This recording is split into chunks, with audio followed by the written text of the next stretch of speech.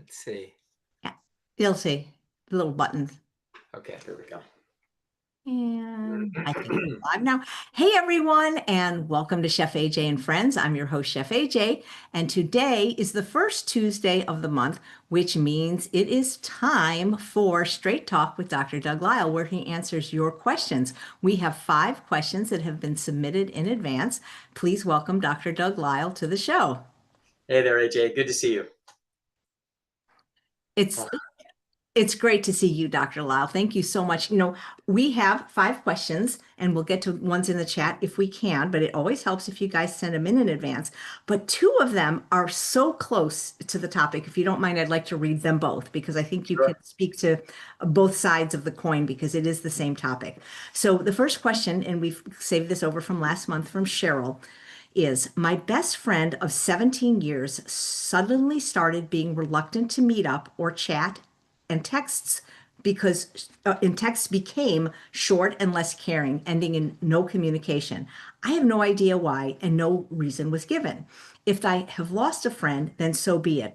But why I can't move past the sadness of the loss. And then we have a shorter question, but on the same subject from Liz. How do we find and make true friends? So I guess we have some really deep questions here about friendships, love, and loss. Yeah, I think the first question, what's bothering the person is the fact that it's an open loop because she doesn't understand what happened. So and so therefore, if you've had a friend of 17 years who suddenly backs away from you, then that's a strange event that's taking place. So there has to be a reason. Okay, so what your mind is going to do is it's going to run all over the place searching for those reasons. So is it something you did, something you said, something that has happened to them, some old information that came to light about some conflict and a way that you managed it versus now they found out something new. It's like there's no telling what's going on. The one thing that we're pretty sure of, in other words, it's a near certainty, is that the currency that is in turbulence is esteem. So somebody, you are less esteemed, they feel like they are less esteemed, etc. There's been an esteem essentially problem in this relationship. So I think obviously the right thing to do is you essentially you want to find out, so you're going to ask. And the way I would do this is I would probably send an email, which is a little bit more permanent than text. I would send an email and say, hey, listen, we've been friends for a long time. We sure have had many, many good times, and we've had some tough times in our lives, and we've been supportive and supportive and great friends to each other. I've noticed that for some reason that in the last few months or whatever it is, that you have sort of you've distanced yourself from me, and whatever the reasons, that's in essence it's your business and it's your life. However, if it's something that I did inadvertently that I don't understand, and that I have offended you in some way, that I would really like the opportunity to try to have that explored, because if that happened, it certainly wasn't intentional, and I've been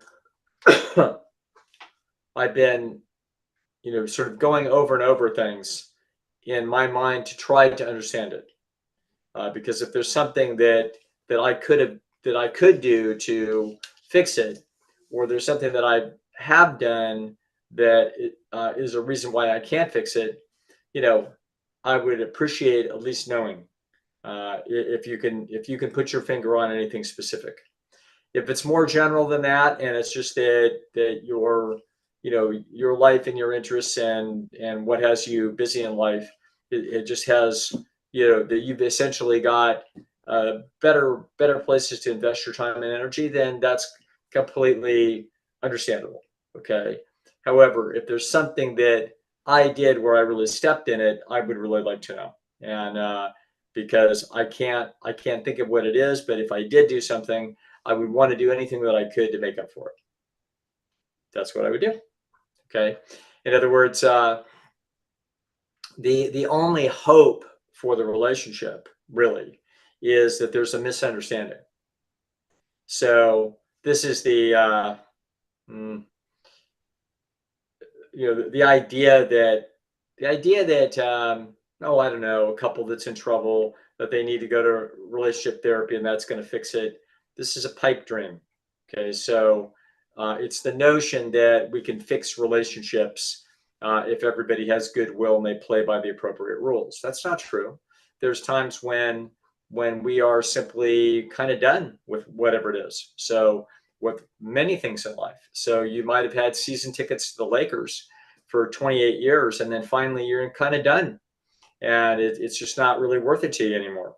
And that doesn't. There's nothing wrong with the Lakers. There's nothing wrong with the new kids, but it's no longer your time. You're that it's no longer it no longer serves the mutual interest.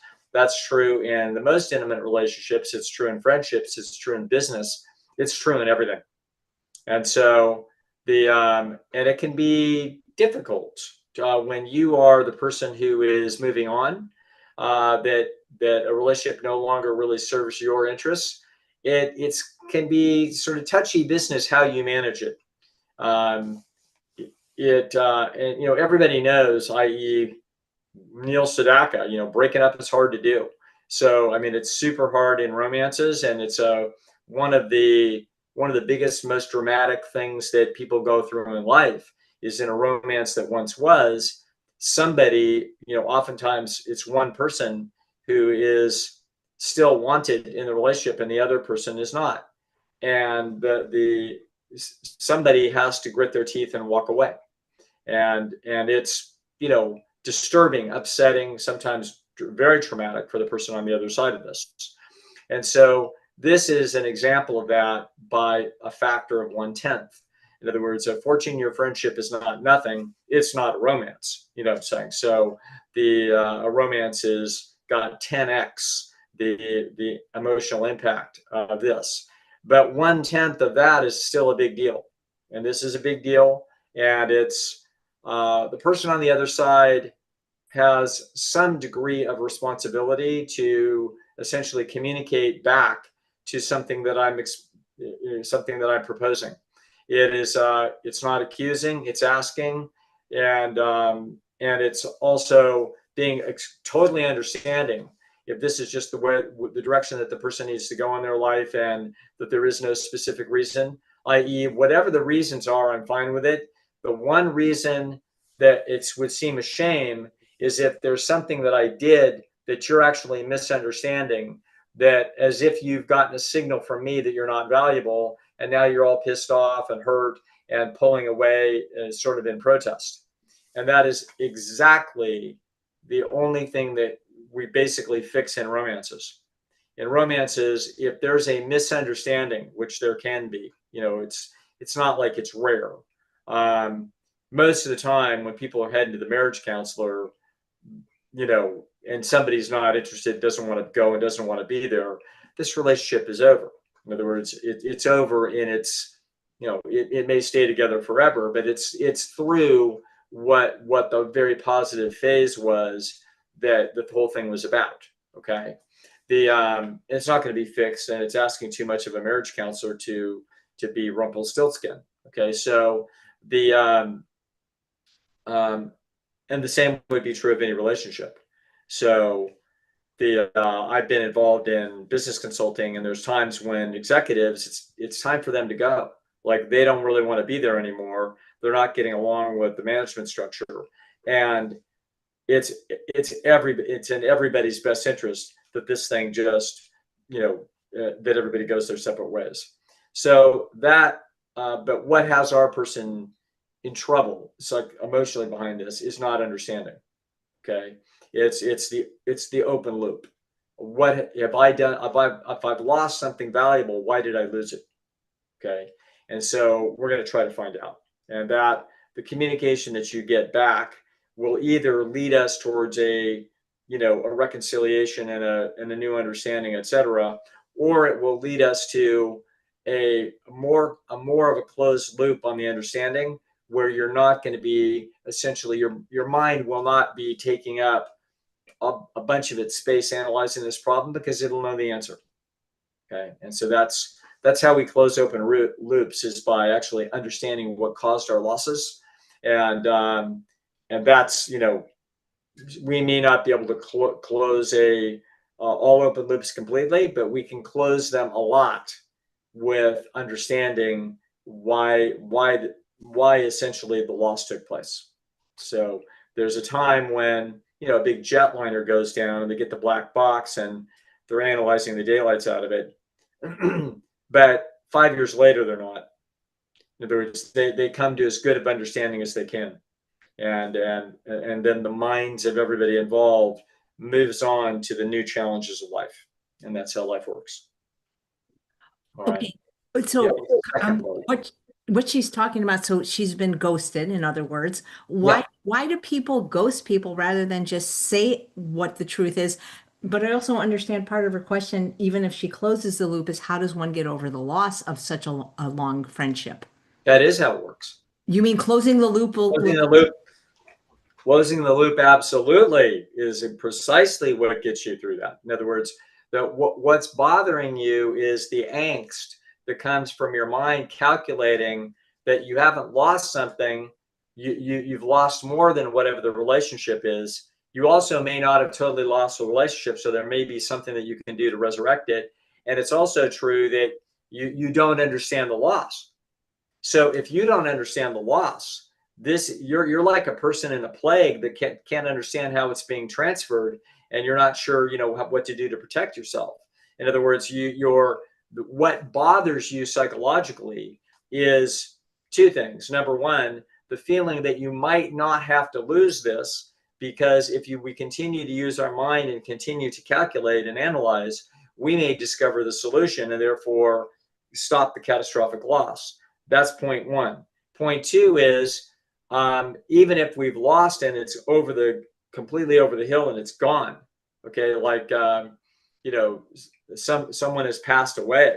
In other words, it's completely, or our girlfriend is now shacking up with somebody else. Like, we're done. The question is, now what we need to do is we need to go through a post-mortem analysis to try to see if we can understand why. What did I miss? What could I have done to not have this happen? Okay. So that when your mind comes to enough of an understanding that basically what the brain does when you say, how do you get over it? Why, you know exactly how you get over it. The way you get over it is when the mind basically calculates that it's not worth the time and trouble to reanalyze it. The mind kind of isn't the way anybody thinks it works. The mind is a calculus machine. In order to analyze the expenditure of time and energy in the pursuit of gene survival probability units, that includes a piece of an apple, that includes petting your cat, that includes a dip in the pool, winning a pickleball game. All of those things are associated with gene survival units. In other words, well, how would that be possible? How was going in the pool? Well, because I cooled off and I was hot. Do you want to go in the pool when you're freezing cold? No, you don't. Okay. So the signal to your sensory system was, ooh, I want to do that. Ooh, I did it. Ooh, I feel better. What is that? That's gene survival probability units. Your brain is designed by nature to analyze all stimuli and calculate gene survival probability units and see whether or not we're winning or losing in that instant. Okay. So you bite into some, I don't know, vegan chocolate cake and it tastes really good. And you're like, oh, good. And then you run into a little hard bit and you're like, there's sand in it. Okay. Just that fast in one instant, we wind up instantly changing our behavioral sequence that we're planning. And we're frustrated about this. Now, so your feelings change when, i.e., you're not going to be reanalyzing. Once the brain realizes, oh, we have dedicated a sufficient amount of time and energy into the analysis of this problem. Okay. It won't let you keep analyzing it forever. It will not. It's like you're standing, do I get, Odwalla orange juice or naked orange juice? They're both fresh orange juices. They're sitting side by side. Okay. One of them's $4.99. The other one's $3.99. But you're battling in your mind, gee, but which one do I like better? Because I'd be willing to pay $1. I can't remember which one I like the best. So how long are we going to stand there? Nobody will stand there for an hour. They will not. They will make a decision. Okay. So they are running their brain essentially dedicates a certain amount of time and energy to the problem. And then it stops dedicating it to the problem. It makes a decision because it has to run it's basically like a business who needs people, needs food, needs a restaurant, needs clean tables, and they need fresh water and they need clean bathrooms. They need a bunch of stuff. But once they have somebody clean the bathrooms and scrub them, and they say, well, we should keep them always clean. Once they scrub them, they don't tell them to turn around and go do it again. No, once it's done well enough, it's done well enough. And then we take our time and energy and we put it elsewhere where it's most productive. That's precisely how the mind works. The mind couldn't actually work any other way. Any other method of analysis would have been selected out by evolution. So evolution is relentless in attempting to turn your time and energy into the DNA molecule. So therefore, that means from our standpoint, we can block the action of the DNA molecule through birth control or whatever. That's not relevant. The point is that the feedback systems of your feelings that are telling you about gene survival probability units. And so therefore, you absolutely will watch that your mind runs on a budgetary process. Okay. And if you are spending, an hour and a half a day analyzing this lost relationship, that's because the budgetary process says, wow, I don't have that many good friends. This is a really good one. This is top 5 in my coalition and she's ghosting me. What the hell happened? Okay. What did I say? What did I do? I don't know. Does she have some terrible process that's going on that she's embarrassed about? You know what I mean? I mean, this person probably didn't think about that, but I would. In other words, if someone disappears on me, I'm thinking, whenever I don't understand something, I'm looking for the status issue. Did they lose status in some way? Did their husband lose his job and now she doesn't even want to talk about that because they're going to lose their house, et cetera, et cetera. In other words, I'm not sure what the heck's going on with her. Okay, so but whatever it is, the one thing that would be catastrophic is if I said something or did something, or she infers or heard that I said or did something, in other words, that was somehow, somehow indicated that I didn't value her at the level that I do, and therefore she feels betrayed, disappointed, disgusted, whatever. Then I would want to make sure that misunderstanding was cleared up. And the only way to do that is to hit her between the eyes with it by essentially what I call stroke, stroke, stroke, kick. In other words, so we write a letter and we say, listen, you're a wonderful person. I've enjoyed your friendship, blah, blah, blah. We've had a lot of great times. I'm just puzzled and confused, you know what I mean? And hurt by the fact that you've been pulling away from me. I don't understand why. If it's because you've got, i.e., better things to do with your time and you're just busy, et cetera, that's completely and 100% understandable. Life does that. But if it's because if there's another motivation, i.e., if there's something that I did that somehow, either hurt your feelings or made you angry, et cetera, that if you're having some basically avoiding me out of some kind of irritation for something I did, I would want to identify that, because if that happened, I 100% want you to know it was not intentional. Okay, so that's our only hope. And then once we have pitched that, then we're going to get something back. Okay, we're not sure what it is, but whatever it is, we're going to get one notch more information, and that means we are one notch closer to the brain letting this thing go, because it won't be worth the time and energy for it to continue to analyze it. That's it. Okay. It's like a team loses the Super Bowl on a call that the coach makes, trust me, they're going to analyze the daylights out of that for quite a long time, maybe for years, okay, because they may never be back. So Pete Carroll made a call in the Super Bowl with the Seattle Supersonics, 7 or 8 years ago, and it was a catastrophic mistake, catastrophic in quotes. But the same kind of mistake in some throwaway game that doesn't have any playoff implications, trust me, they're not spending very much time analyzing it. They're like, well, we'll learn from that. We won't make that mistake again. Done.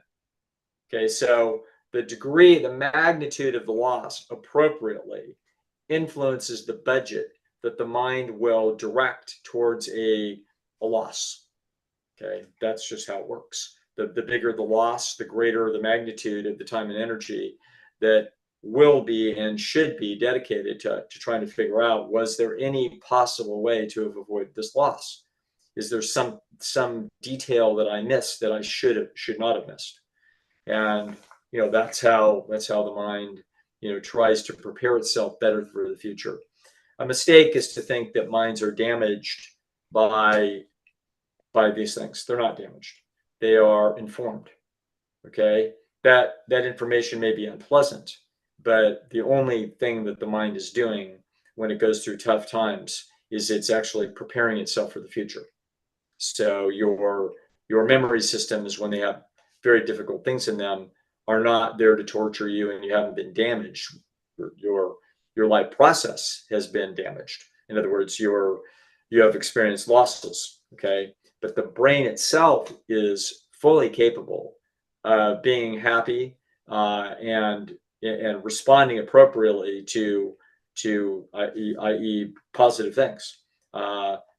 Bad things that have happened before don't stop that process any more than if you sprain your toe, and you were in pain and it was bad for a month.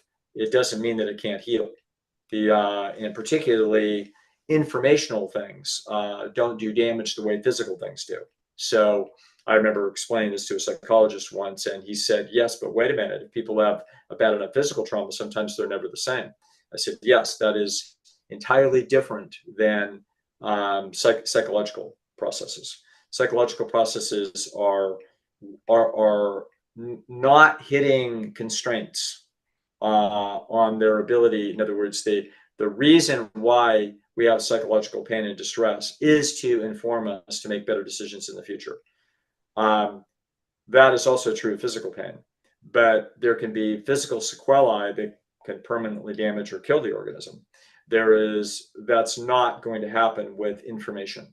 So information will be processed by the mind. It can be catastrophic, it can be devastating. It can put forever in a person's mind a recurrent analysis of a catastrophic loss that could go on for the rest of their lives, but it won't dominate their existence. And it will not stop their ability to be intensively happy under situations where they are gaining gene survival unit probabilities. That's how that works. So anyway, that's that story. There's a second part to this. There's sort of a second that I've forgotten. Okay. There's a second part to this question. Yeah. No, I can't wait to. Oh yeah. Well, it's actually a different question. But while you were answering this question, I was thinking I've been in the position Cheryl has. Mm-hmm. And sometimes when you ask the person for information, they don't always, well, first of all, they might continue ghosting, number one, yeah. which means it's harder to close the loop when that happens. And number two, they might give you an answer, but you somehow in your soul feels like that's not really the answer. Right. They've got their own agendas. And so those agendas can be complex. And so you can try to get the information out of them, but they may have they absolutely can have good reasons why they're not going to tell you. Okay. So, most of us, when we have essentially extricated ourselves from a romance, it is unusual for people to tell the other individual specifically why. It's like, there's absolutely no point in telling them why. The reasons are what the reasons are, and those are private idiosyncratic things. Obviously, if the person, I don't know, is wearing around, a if they use peppermint cologne, you know what I mean? And it's like, well, it's actually that peppermint cologne we thought about for the last 6 years, and I'm finally sick of it. No, it isn't going to be something like that. It's going to be something vastly nuanced and highly individualized, and therefore not useful to transmit that. There's no reason why that would benefit the other party. So if there was something that obviously the person tried to probably alter whatever that was as best they could, quit wearing doofy clothing.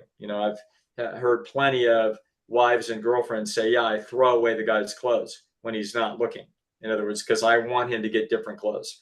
So so there are, enough. Let's go on to something new.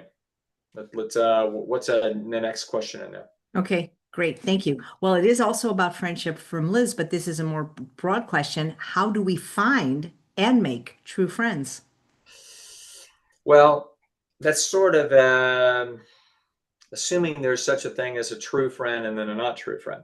So we're going to immediately understand that friendships are on a continuum.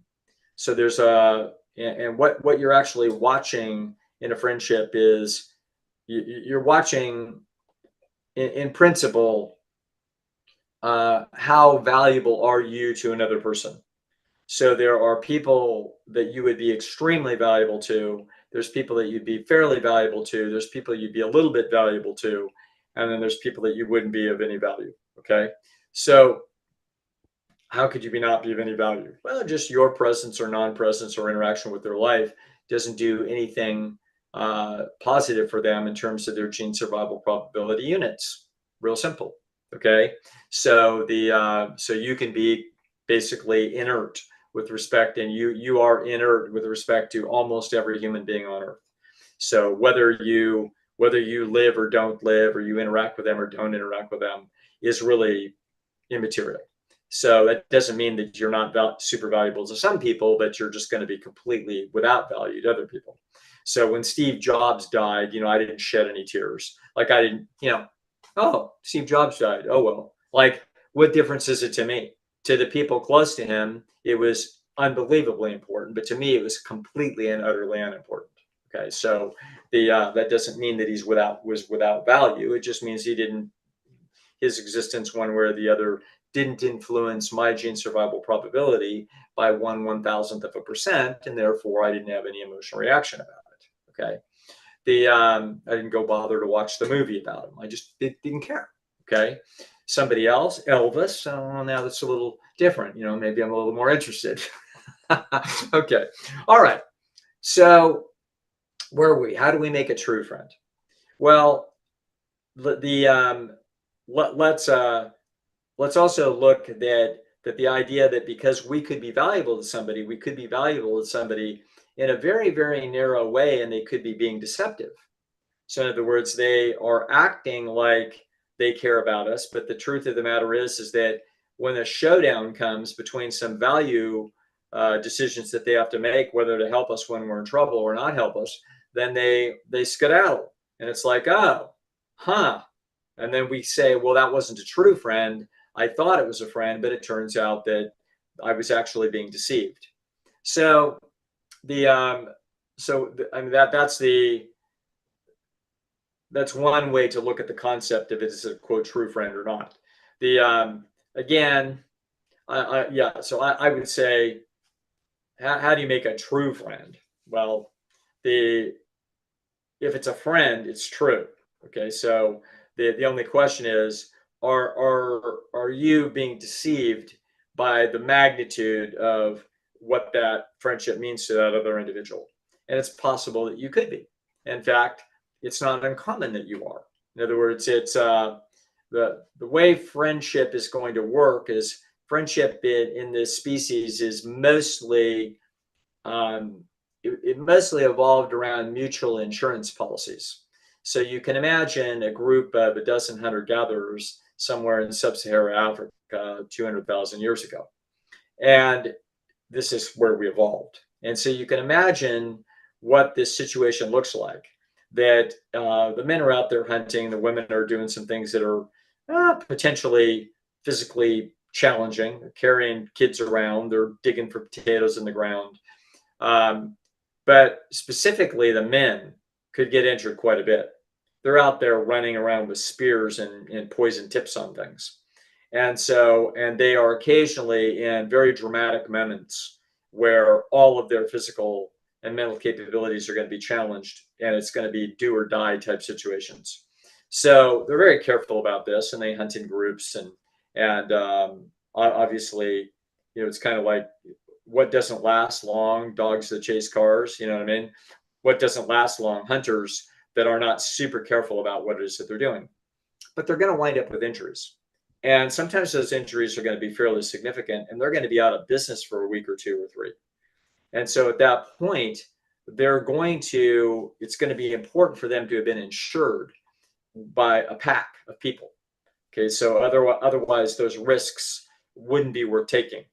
So you can take risks if you've got insurance. So when I hop in my car today and drive around Elk Grove, I'm insured. So that's an expensive vehicle to be around other expensive vehicles that are moving around at reasonably high speed, that I could be physically injured, or my car could easily be significantly injured, and it could cost $19,000 to fix it, or whatever the heck it is. So what can I do about that? Oh, well, I can pay insurance. So I can pony up, and that's a promise that I pay $1,000 a year to my insurance company, and they're promising me that if something like that happens, they're going to cover it. Now, maybe not all of it. Maybe it's, I don't know, there's a $1,000 deductible or something. Like, okay, I have to pay this much, but they'll pay the rest. Okay, that is enormously important. The same thing with a house. Okay, so the house is insured. If it burns down, I'm not online for the mortgage, and I don't have a house. So, and we divide those risks up, and it's gonna, somebody's going to be hit by a problem, but all of us have ponied up some insurance.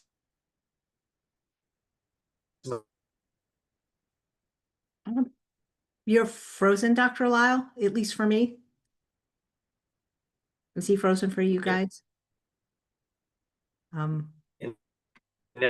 now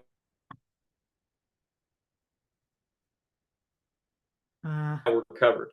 Unbelievably important concept. It's called friendship. Yeah, you froze for just. Yeah, Dr. Lisle. Can you see and hear me? Yes, I can see you. Okay. Yeah, you froze for just a moment a few moments ago. Got it. Okay. So human beings, we are huge in the friendship department. Okay, really not like any other species. So we were designed to be living in communal processes of 30, 40 people, 28 people, maybe 16, maybe 100. But the bottom line is that we're designed to live in these communal processes where there's a tremendous amount of insurance. There's a lot of insurance possible. And so we're going to find that just being a member of the village doesn't qualify you for the entire village's capacity when it comes to insuring you. You're going to have friends within the village. You're going to have people that you are particularly affectionate with. In other words, that you really, quote, like, and they really like you. You can tell by how much time people are willing to spend with you, and the range of things that you talk about with one another, and essentially how secure you feel in discussing the things that are most intimate to you, and that would be potentially the most embarrassing, or where you feel the most vulnerable. And so these are aspects. And also we analyze, what could the people do? What are they capable of? I don't have a lot of friends that are 94. Okay. And the reason is, what could they do for me? If I get into physical trouble, they've got their own problems. You know what I'm saying? So they hopefully have friendships and family, et cetera, that are somehow supportive of them. But so everybody's running cost benefit analyses on whether or not this person embodies enough potential insurance value that it's worth, basically interweaving my life with them. Now, the vast majority of people that we're going to interweave our lives with, how can we find out how they play this game? The answer, some people are going to be, it's going to be worthwhile to be quite deceptive about this. So we're going to pretend like I would insure you for, oh, I don't know, I have a way of describing this to people, that if you feel like you've insured your friend for $1 million insurance policy, in other words, something happens to them, you're all in. They can live in your house, they can drive your car. If they're in trouble and they need a black market kidney, you know what I mean? Your bank account is potentially available. That's like your best friend in this life. Okay, so in other words, whatever I can do to insure you, you need me to risk my life to break you out of Mexican prison, I'll do it. In other words, your best friend might be thinking that way. And you might be thinking that way about them. And then it turns out that they have an intermediate problem and you come through like gangbusters. It's your opportunity to show them how good a friend you are and that you mean business. And then 2 years later, you have a problem 1/2 as big as that. And it turns out that they've skedaddled. They're like, nah, they're too busy. They got a hurt foot. You know, sorry, their mother-in-law is coming in for a visit. They can't help you right now. It's like, oh, I just found out that I was insuring you for, I was giving you $1 million policy and you were giving me a $30,000 policy in return. I couldn't tell the difference. I thought we were on the same page. Okay. That's why we have the word in this question. How do you make a true friend? Answer, careful, because you could be over insuring somebody relative to how much they're insuring you. And then you find out that feels like, ooh, it wasn't true. Okay. I was getting feedback that indicated that I had $1 million policy on the other side of this. And it turns out I didn't. And that can be upsetting, disturbing, cause a great deal of anger, feel betrayed, et cetera, et cetera. Appropriate feelings. Okay. Very appropriate feelings, because those are what? Signaling devices so that you don't make the same mistake again in the future. Okay. That's what that's for. That's what your feelings are. That's what your memories are. And that's what bad feelings are for, is to tell you, wow, that was dangerous. You were going to potentially risk your life for that individual. And it turns out that they weren't even going to risk an expensive dinner for you. Okay. So how do you make a true friend? Well, one little bit at a time, one little insurance test at a time. And probably you're going to find out that the best friends you'll ever have are going to be people that over a period of time you have very highly overlapping goals. And that those goals are probably difficult, so that you have achievements that you want to do in this life that are significant. And it turns out that, like, for example, I don't know, a couple of women that both have daughters that like to do competitive dance. Okay. So it's going to turn out those two women find out, that they've got a lot in common. Their two daughters are, I don't know, hopefully one of them's 2 years older than the other one. So that they aren't maybe direct competitors, but maybe they are. But the point is that they may have a lot in common, and they in fact may have a lot of common interests. They may have some conflicts of interest, which are always going to be true with any two people.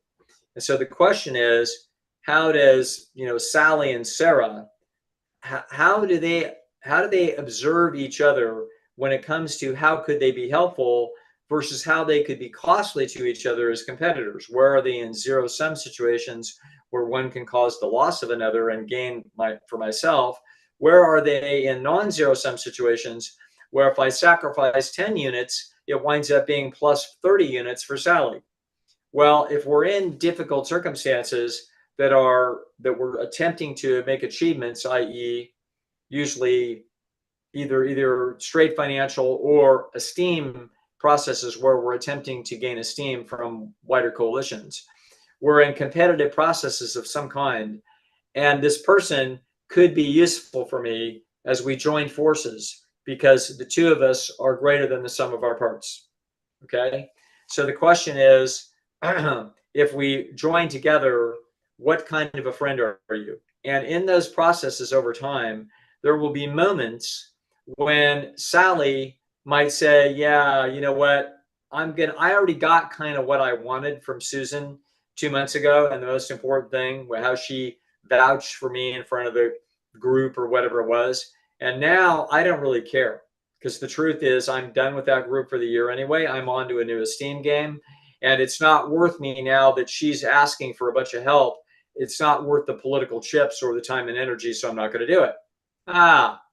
So now we find out that it turns out that we've been played a little bit. Fair enough. Okay. Now, how do you find a true friend? Someone who doesn't do that.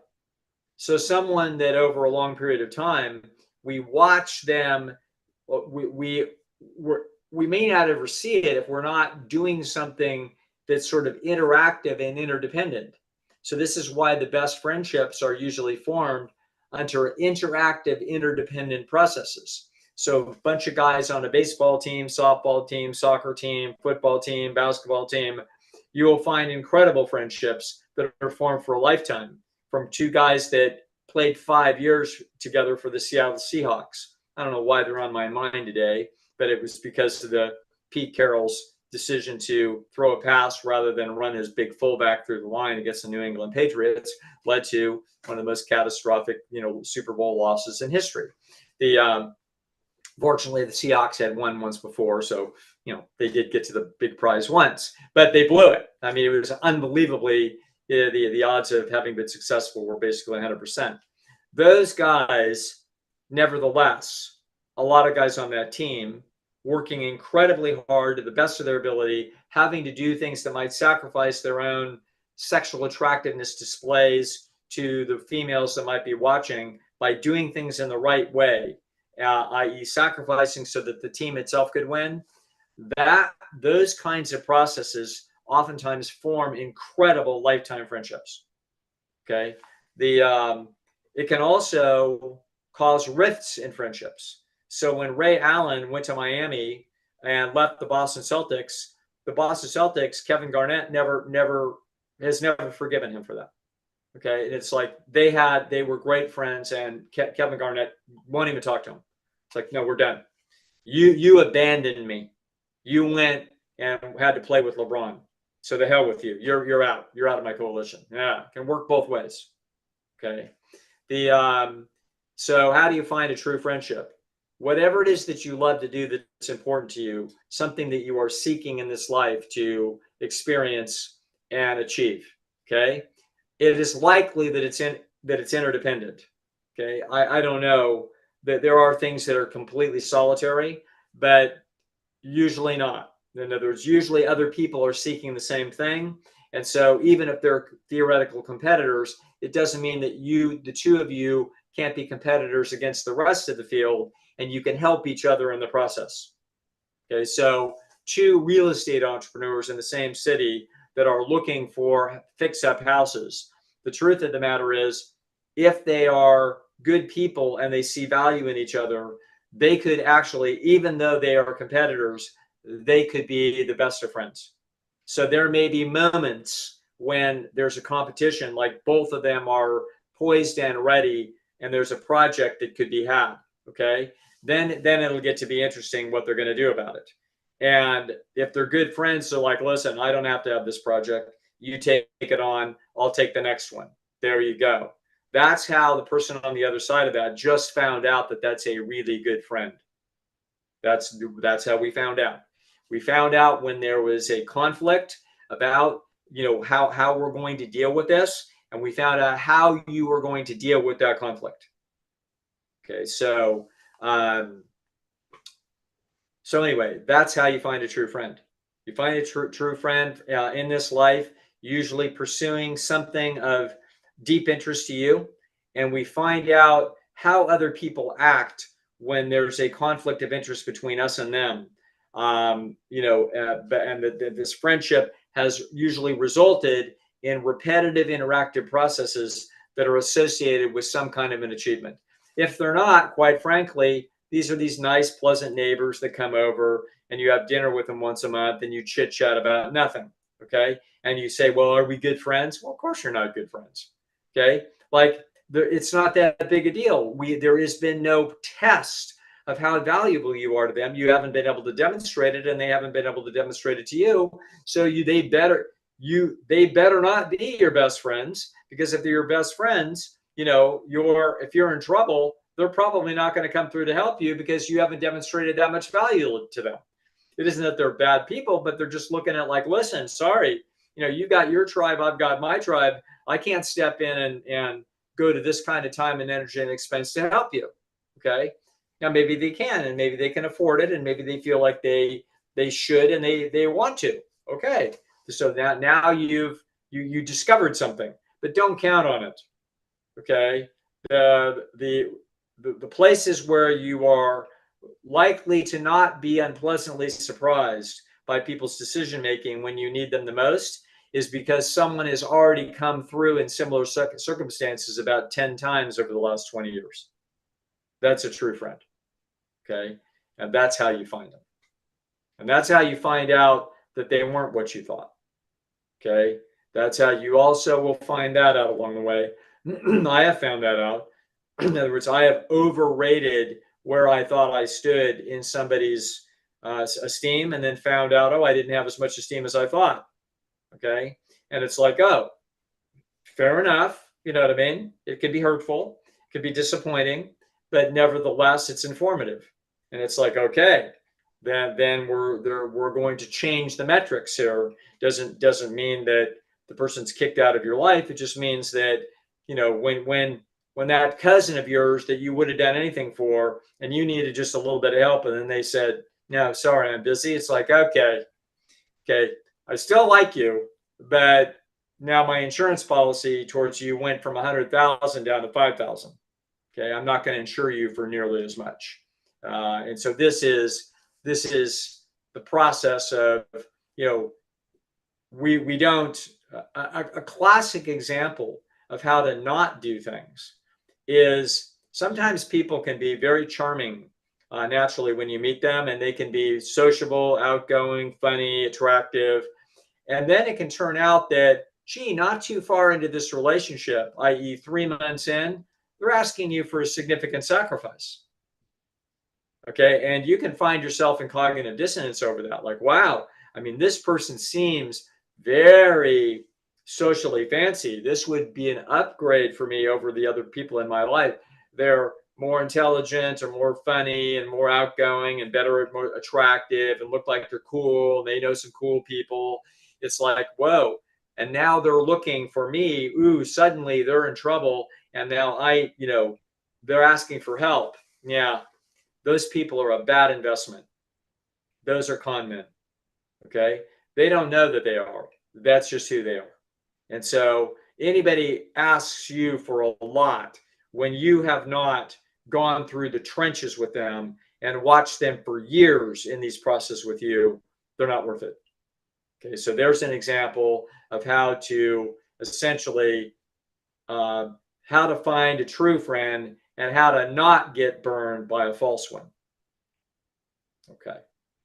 All right. Would you say that a friendship with Dr. Goldhammer of nearly 60 years was built on basketball, shared interest? Sure, that would have been true. I think that also we were, I think we knew we were sort of top of the class students. And so we knew that we were going to try to do something probably very cerebral. So in this life, so we sniffed this out. I mean, by junior high school, it wasn't just basketball. Basketball was part of the glue. Had basketball not been in the game, the rest of it never would have happened. Okay, so it absolutely, the mutual interest in basketball caused us to have those processes. Okay, and it also pays, interestingly enough, that Alan and I both are very unselfish players. And so we could see that in the way we play the game. So basketball is a unique game as far as this goes in terms of its need to optimize team success through unselfish cooperation. That is not true in baseball, okay? And it's not true in football. So the basketball is absolutely unique. In football, that the big tough lineman that's making $5 million a year to protect the quarterback, that's his job. Okay, there's nothing else he can do. He's not going to get a bunch of glory. He's not going to make touchdowns and do dances in the end zone. That is not to be his fate. Okay, he's being paid specifically for that thing. He's not having to sacrifice to do that. This is what he can do. Basketball is different. There's 5 guys in the game. Every single one of them can shoot. Okay, and you make a decision at any moment. Am I going to shoot it or am I going to pass it? Okay, and so that decision, if I shoot and score, that is a sexual display to females. Period. End of subject. It is. Okay. It's score. That's where the points are on the board. That's where the guy threw the thing into a spear into a gazelle, and that's why we're all eating, specifically for that reason. Okay. So in basketball, there isn't one quarterback, there's 5. Okay. So it's a different game. So in that, because of that, as Alan and I were learning how to play the game, both of us naturally and natively are team players. In other words, we understand that to us, the fitness indicator is how best do you optimize the team. And we could easily tell, both of us, that that is precisely how we calculated things. Okay. And that tells you a great deal about a person. People that don't behave that way, people that are like, I'm here to show off me. And believe me, there's a lot of them that play the game that way. A high percentage of male humanity, that is 100% how they play that game. And when you play with somebody like that, you realize that's not a good friend. Okay, that is not somebody, that's somebody when the chips are down, they are not interested in sacrificing for the best interest of a larger coalition. They are looking out for number one, and they're not looking out for anybody else. And it's plain as day. Okay, and so so basketball we had a mutual interest, but we were also using it, as people do, to run a personality assessment. Okay, and that is what we did. But then what happened was then we wound up having mutual interest in rational, intelligent things like the study of health and happiness, for God's sakes. Like what could be more useful than that? And so Alan went to health, I went to happiness, and it turns out that within those things, there are challenges in the pursuit of health that require optimally the understanding of psychology. And so it turns out that we have then a mutual interaction that, by age 40 or so. So, this all takes place, the basketball assessment takes place at 12. 28 years later, we are running a mutually integrated process to try to bring the most valuable thing that we could think of to the world. Okay. So that's how that works.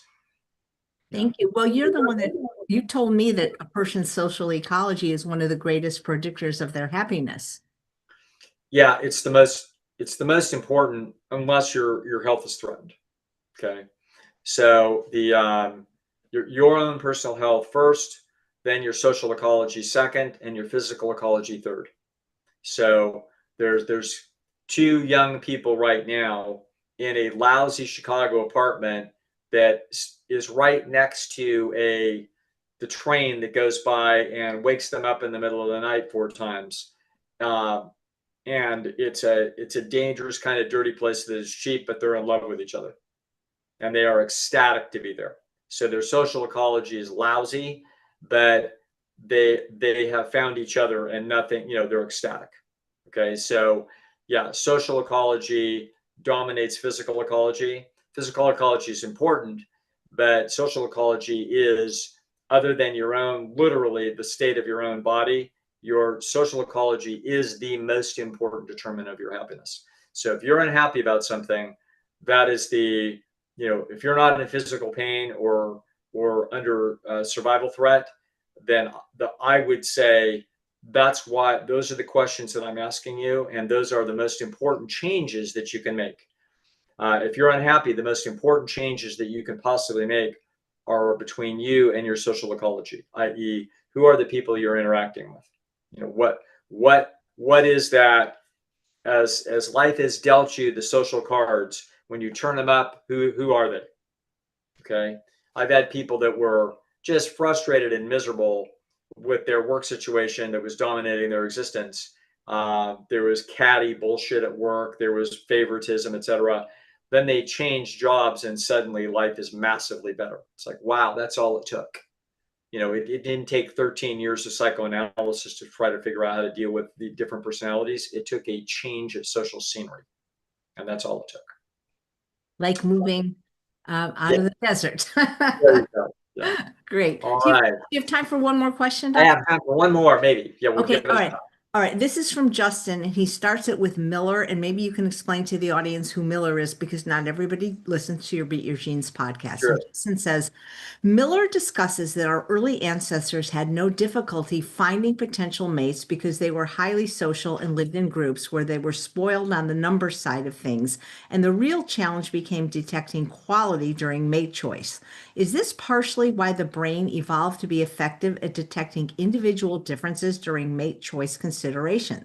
Here in the modern environment, how do we best use our brain's natural skills to guide good mate choice decisions instead of brainlessly settling for Jimmy the guitar player? Oh, so yeah, that's a lot that's being said there, but let's understand that the you could call it skill, but the truth is these are automated processes. So the automated processes of analyzing mate quality goes long before humanity ever emerged on Earth. So this is in every aardvark. Okay, every mockingbird, every gopher, every great white shark, every animal. So every animal has exquisite equipment for detecting important variances in gene quality by looking, smelling, listening to, tasting. In other words, whatever the sensory apparatus is, it's designed by nature to look for what we're going to call variances. In other words, that guy's got bigger muscles than that guy, therefore it's more attractive. That woman smells better to me than the other woman, therefore, all things being equal, that's better. In other words, so animals are designed by nature to detect variances or where people vary or where they're different from one another. Okay, so so that's nothing new. So human beings have, just like every animal, they have exquisite detection capabilities. That's why you've got peacocks, for God's sakes. Okay, so the peahen looks at those peacock feathers and she sees if they're really shiny, if there's a lot of them, if they're super colorful.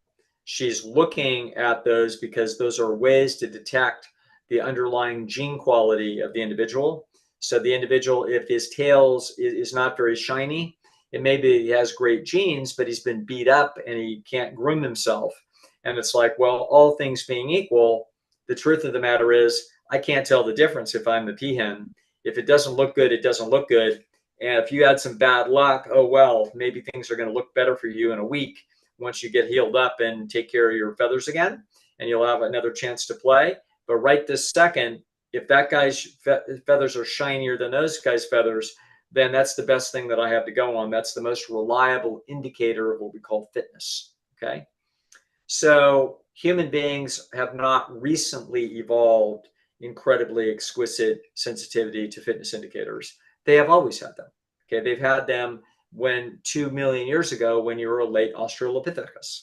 In other words, so that's nothing new. So these are innate mechanisms that work with incredible speed, as people very can quickly, in 5 seconds, you can pick up a tremendous amount about a person. So very often in my life, I can look kind of weak and unassertive, and if I'm sort of where people are sort of sitting around trying to pick teams for a basketball team, and they then I get picked last. By the way, this has happened, on numerous occasions. So I get picked last, and then they throw the ball to me, and in less than 2 seconds, everybody on the court realized they made a mistake. Okay, like, oh, that guy's different than I thought he was. Didn't take any time at all. So Alan can tell you that, it's interesting for us that you can tell the skill of a basketball player often in less than a second, and you can rate it actually very accurately, even in 1 second. It's not sometimes not, but sometimes you can usually do a really good job. Same thing is true of people analyzing each other's general, for example, the facial attractiveness. That takes less than 1/7 of a second for a human being.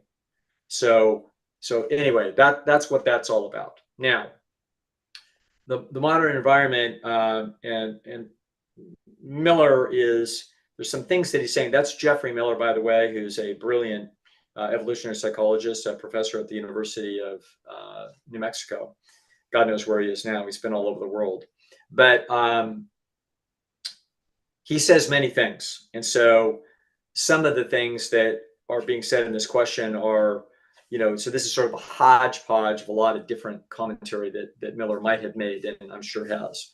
The people in Stone Age environments, tribal processes, they were very likely to have been mated. There'd be very few single people there. There's a lot of reasons for that. One of the reasons is not that they had great choices. They didn't have any choices. That's the point. So the point is if it's constrained, it's kind of like you go to the store and you're going to try to buy baking soda and there's only one kind. Well, that's it. If there's only Quaker Oats are the only ones and you went in there to go to oatmeal, you're buying Quaker Oats. Okay. What if there's 16 different versions? Well, then we're going to sit there for a while and we're going to stare at that. We're going to have to think it over, and et cetera. In other words, the more choice that's going to be involved, the more calculus is going to be dedicated to trying to tell the differences between the options. And so in the Stone Age, most people would have been shacked up most of the time because there weren't any options. That was the best option there was, and there was a hell of a difference between the best option and the second best option. In other words, if there's only a few people that are available, there's only 5 young men, and you're one of those 5 young ladies. And of those 5 young men, 2 of them are they're gone. They're already gone. So there's 3 left. How difficult is it to choose between the remaining 3? And the answer is not very. It's not very difficult. Okay. So it's not like they had a lot of choice, and turns out their choices were constrained. Now we see an interesting thing that's super interesting in the modern environment, which is that people have massive amount of choice. And it's like, oh, for God's sakes, they literally wind up in what I call the triage problem. The triage problem is you don't even know where to start and when to end. So is this person good enough? The truth of the matter is that a lot of people will meet somebody that, had they met them in a Stone Age environment and they had been the best thing available, they had to take them in 2 seconds. Be like, wow, no, this is good. This is good. But today they're like, nah, I can do better. You know what I mean? Why? 16 different kinds of oatmeal up there. You know what I mean? Let's look at all of them. Oh, some of them are honey nut oatmeal. And oh, some of them are this and some of them are that. It's like, oh, this one's organic. You know what I mean? That had, et cetera. This one has dates and raisins in it. It's like, okay, that's what it's going to be. So you don't have a tendency to make bad mating decisions in the modern environment.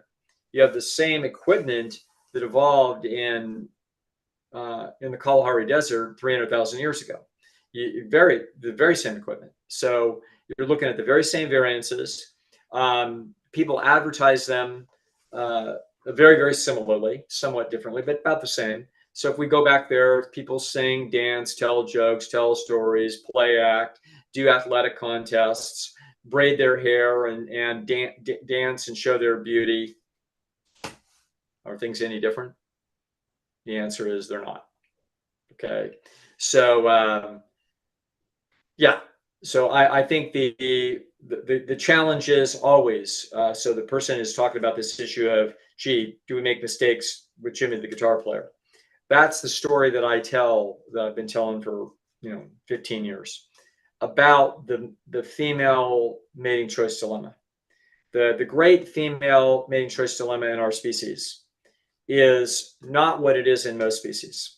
So in almost all species, her great mating dilemma is which man has the best DNA. So which, in other words, and how do we tell? Largely by their appearance, but it could be, for example, in whales or birds or crickets, it could be the song. In other words, it could be sound. In some of them, it's smell. Some of it is sheer athleticism. So gladiator frogs, the female will walk up to a male and slam into them. If the male has to move his foot to keep his balance, she will not mate with him. In other words, he's not big and strong enough because he's being selected for his size and strength and being able to protect their eggs. Okay, so there are all kinds of different things that get looked at, but fundamentally, what Miller argued brilliantly in The Mating Mind is that the things that are sexually attractive are are actually little pockets of advertisements of the genetic code that we call fitness indicators. So if you look at the bodies of male humans, male and female humans, you will see that the opposite sex has a tendency to focus in on certain characteristics and architecture, and that they will find themselves feeling lust towards certain configurations, okay? i.e., those are what we're going to call fitness indicators, okay? And so those cannot be, they can be faked, so people can get phony boobs, and so that has taken place in the 20th century. But before that time, there was no such thing. In other words, you couldn't fake a fitness indicator. That was the whole point. So the fitness indicators give a really good assessment of what we're going to call gene quality, or what we call mutation loads. Okay. Now, so those are automated. Those go back to the time when your ancestors were literally insects. Okay. So the evolution of fitness indicators is a vastly complicated and unbelievably time-consuming process in the evolution of a species. So we have the notion that Hollywood determines beauty standards is absurd.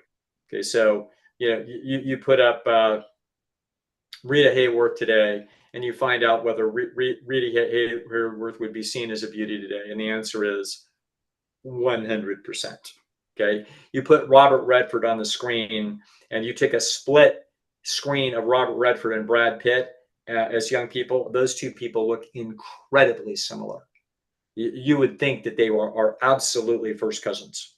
Okay, so you are looking at the very same set of configurations that draw the eye of the human female and make it stick there. Okay, so so how do we quote? How do we do a better job? Well, the great female dilemma is to the female is not just drawn to those fitness indicators. She's also attempting to maximize resources over the course of a long raising a child for a long period of time. That's not typical in the animal kingdom at all. So the human female has a dilemma, i.e., sexiness versus resources. And the sexier the male is, the more likely he is to get to the female's great expensive sexual treasury and not have to pay much of a price. Okay, so that's what being a rock star is about. Being a rock star is singing and making a lot of noise and demonstrating domination and being up on a stage where you're looking down on everybody. In other words, it's doing all those things and showing the high fitness indication of a voice, for example, or making really fascinating sounds. If you do that, then in principle, you are so fancy that females might be willing to sleep with you with no investment, which is true. This harkens back to when human females were not getting any resources from males, and all they did was triangulate on male sexiness. Okay, you can see that those characteristics still exist in our species. They are still those shadows are still there. That's why you have a thing on People magazine, the sexiest man alive. It isn't Stephen Hawking. It wasn't Albert Einstein. Okay,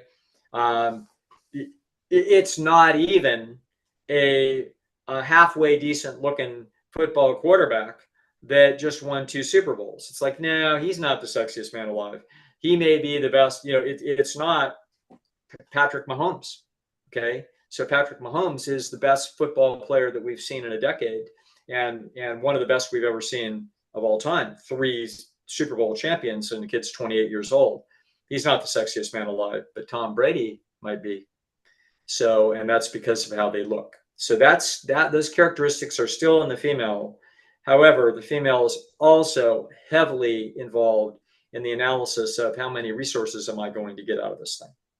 Okay. How steadfast is he? How crazy is he about me specifically? How hardworking is he? How intelligent is he? How strong are his muscles? And does he complain when he stubs his toe? All of these things are in the entire resource analytic computation that the female is designed to do. So the female is designed to do an integrated sum of all kinds of calculations. Okay. And so it has been that way for a million years and remains that way today. What mistakes can the female make?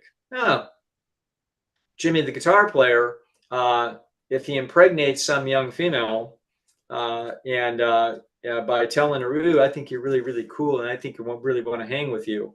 And she could walk herself into single motherhood that, basically he could con her or seize her sexual treasury, i.e. get to copy his DNA and not have to pay very much for it. That's the mistake. So the big mistake usually doesn't happen in those circumstances. It happens in circumstances where men are lying to females, where they pretend to them that they're going to stick around for a long period of time and won't. Okay. And so that's why I tell people 10 paid dates. In other words, you make the male actually pay for access to who you are as a female. In other words, your time and energy and your attention. And then you hold off. In other words, basically decline sexual advances for a significant period of time. Why is this a good strategy? Oh, it's a really good strategy. It's a really good strategy because if they actually weren't that into you, they may have not have known that for the first 3 or 4 times they met you, because they have a phenomenon, they have evolved a phenomenon to lie to themselves, which makes them a better liar to lying to you. Okay, that's what I call true lies phenomena. So, by the way, true lies phenomena could also take place in friendships. Like, why, if anything ever happens to you, I'm just going to tell you, I'll be there for you no matter what. Yeah, and then something happens to you and they're not there, and it's like, oh, they weren't necessarily being consciously deceptive. That was a true lies phenomena, and true lies phenomena can absolutely happen in friendship as well. Okay, but true lies phenomena doubtlessly evolved primarily in man-woman dynamics in the species. So men will feel like they're in love with females prior to and early access to sexual relationship, and then subsequent to having the possibility of causing a pregnancy, i.e. they sleep with each other for 2 or 3 or 4 weeks. At that point, the male suddenly comes out of the ether. Turns out he's not in love after all, and he's ready to move on. That is extremely expensive for the human female. The human female is designed by nature to be defending herself against just that possibility. The question is, why would she ever make that mistake? Well, she made that mistake, back on the Kalahari Desert 200,000 years ago, and she makes that mistake today. Okay, she's no better today at smoking it out than she was 200,000 years ago.